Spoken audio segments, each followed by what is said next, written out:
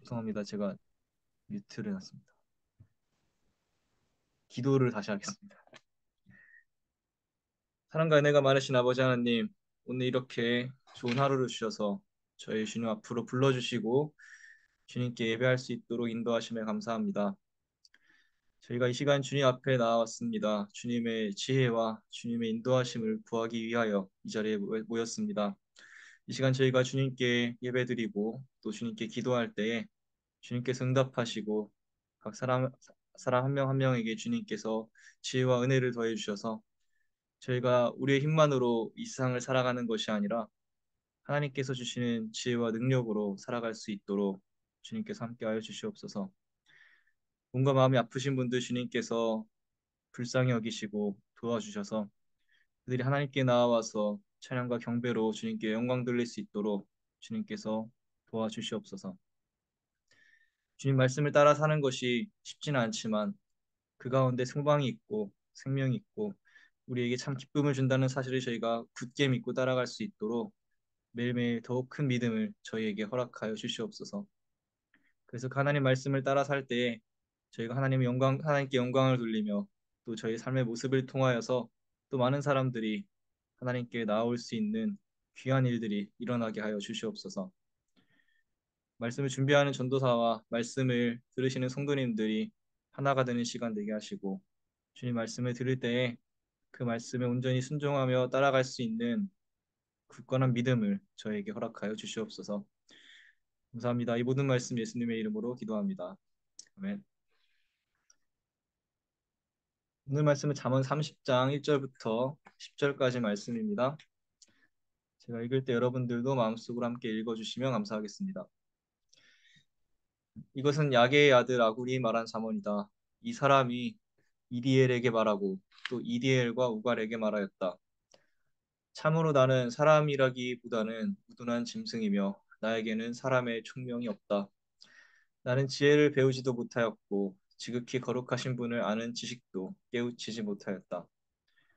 하늘에 올라갔다가 내려온 사람이 누구며 바람을 자기 손에 움켜쥐고 있는 사람이 누구냐? 물을 그 옷자락으로 싸고 있는 사람이 누구며 땅의 모든 경계선을 그은 사람이 누구인가? 그 사람의 이름은 무엇인지 그의 아들의 이름은 무엇인지 정말 네가 아느냐? 하나님의 말씀은 모두 순결하며 그분은 그를 의지하는 사람의 방패가 되신다. 그 말씀에 아무것도 더하지 말아라. 그렇지 않으면 그분이 너를 책망하시고 너는 거짓말을 하는 사람이 될 것이다. 주님께 두 가지 간청을 드리니 제가 죽기 전에 그것을 이루어 주십시오. 허위와 거짓말을 저에게서 멀리하여 주시고 저를 가난하게도 부유하게도 하지 마시고 오직 저에게 필요한 양식만을 주십시오. 제가 배가 불러서 주님을 부인하면서 주가 누구냐 하고 말하지 않게 하시고 제가 가난해서 도둑질을 하거나 하나님의 이름을 욕되게 하거나 하지 않도록 하여 주십시오. 주인에게 그 종을 비방하는 말을 하지 말아라. 그 종이 너를 저주하고 너에게 죄가 돌아갈까 두렵다. 아멘.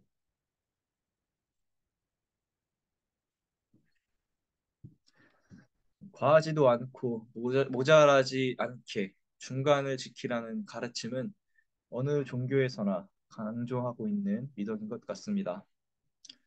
불교에서는 중도에 대해 말할 때 극도의 탐욕과 증오를 피하며 마음을 정화하고 평화로운 삶을 지향하는 것이라고 말합니다. 사실 중도의 미덕으로 가장 유명한 것은 이 아리스토텔레스입니다. 아리스토텔레스는 그의 저서 니코마코스 윤리학에서 황금률이라는 철학적 원칙에 대해 말합니다. 황금률이란 아리스토텔레스가 제시하는 각각의 미덕들에서 너무나 극단적으로 치우치는 것을 피하고 그 사이에 중도를 찾아야 바람직하다는 것입니다. 예를 들어 아리스토텔레스가 언급한 용기의 덕을 살펴보면 지나치게 용기가 없는 것은 겁쟁이의 상태입니다. 반대로 지나치게 용기가 많은 것은 방탕함 혹은 무모함의 상태입니다. 아리스토텔레스는 이렇게 두 극단을 피하고 중도의 용기를 추구하는 것이 황금률을 따르는 것이라고 설명합니다. 더도 말고 덜도 말고 중간만 하라는 말은 어렸을 때 종종 듣곤 했습니다. 너무 못해서 욕먹지도 말고 그렇다고 너무 잘할 것을 기대하지도 않으니 중간만 해도 좋다는 뜻으로 하는 말입니다. 이런 말은 군대에서도 참 많이 들었습니다. 선임들에게 미운 털이 박히지 않고 또 관심병사 소리를 듣지 않도록 너무 못하지도 말고 또 반대로 너무 열심히 잘하면 이곳저곳 불려다니면서 일을 많이 시키니 그냥 중간만 하면서 전역할 때까지 조용히 지내는 것이 최고라는 소리를 많이 들었던 기억이 납니다.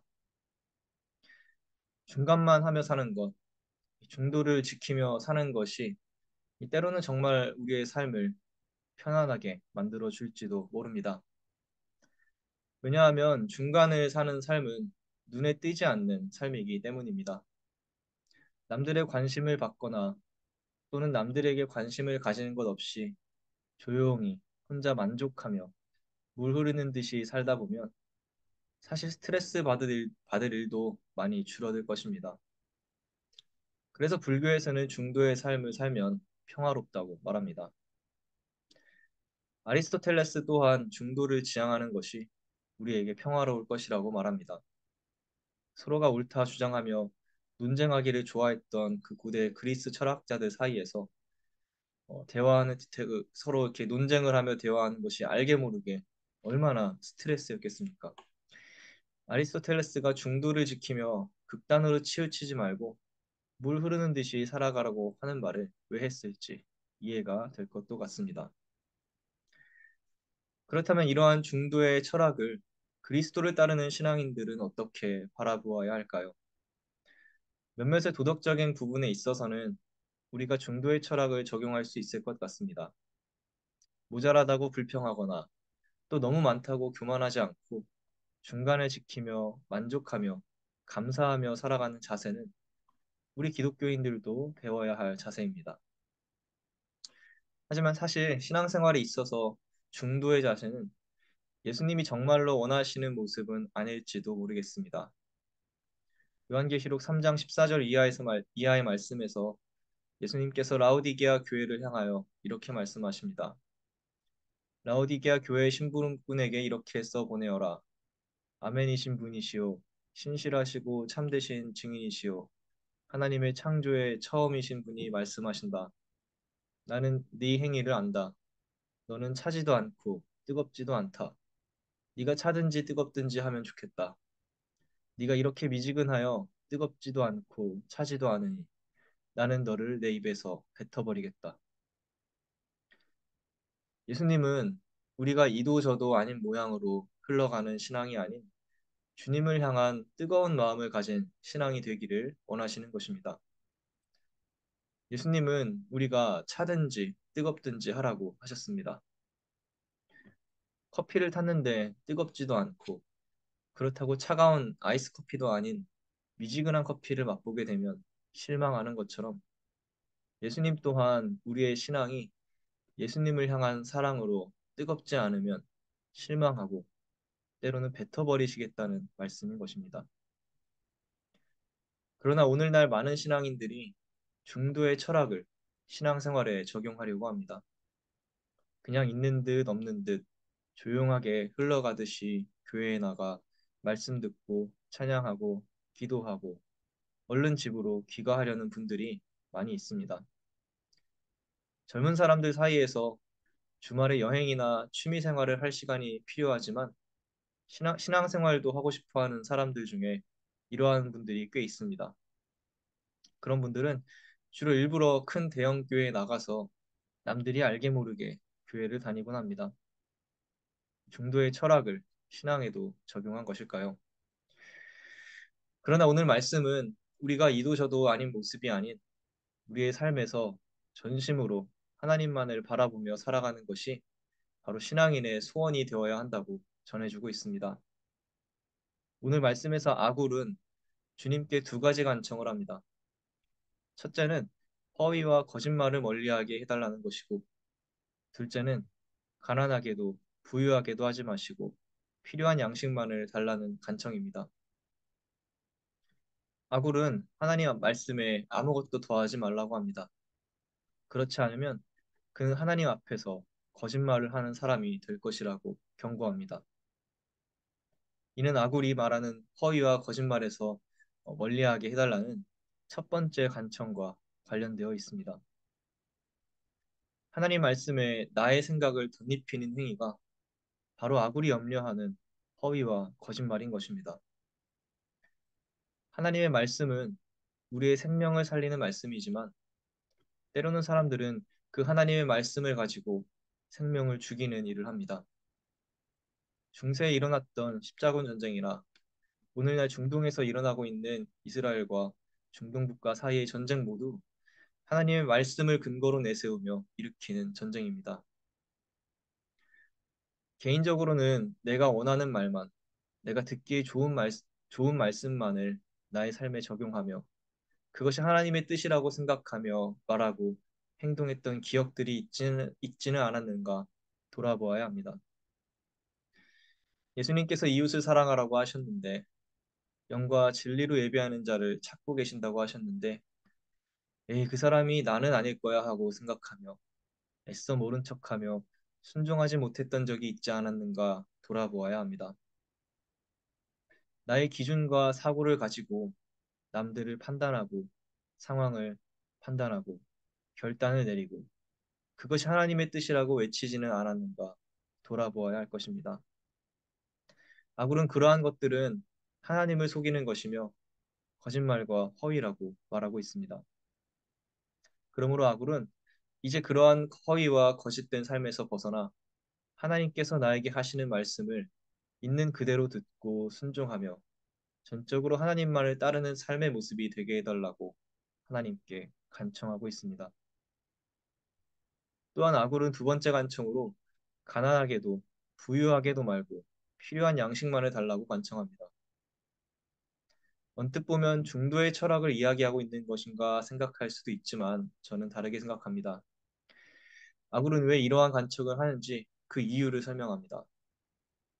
그 이유는 첫째로 배가 불러서 주님을 부인하지 않게 하기 위하여이고 둘째로는 가난하여 죄를 짓거나 하나님을 욕되게 하지 않기 위하여입니다. 이러한 설명을 덧붙인 이유는 아굴의 간청의 핵심이 그가 가난해지거나 부자가 되는 것에 있지 않기 때문입니다. 그의 간청의 핵심은 가난하든 부자가 되든 하나님을 부인하며 하나님을 욕되게 하지 않는 사람이 되게 해달라는 것입니다. 그래서 그는 그저 하루하루 필요한 양식만을 하나님께 구합니다. 매일매일 필요한 양식만을 얻는 삶은 하나님만을 의지하는 삶을 의미합니다. 하나님만을 뜨겁게 사랑하고 생각하는 삶의 모습입니다. 이스라엘 백성들이 광야를 지날 때 하나님은 그들이 그날 먹을 양식만을 얻도록 만나와 메추라기를 공급하셨습니다. 하나님께서 양식을 그날 내려주기를 기도하고 바라는 그들의 마음은 온전히 하나님만을 향해 있었을 것입니다. 저도 미국에 도착하고 반년 동안은 이 푸드뱅크 음식을 받아 먹으면서 매일매일 하나님께서 오늘은 어떻게 식사를 해결해 주실까 기도하던 시절이 있었습니다.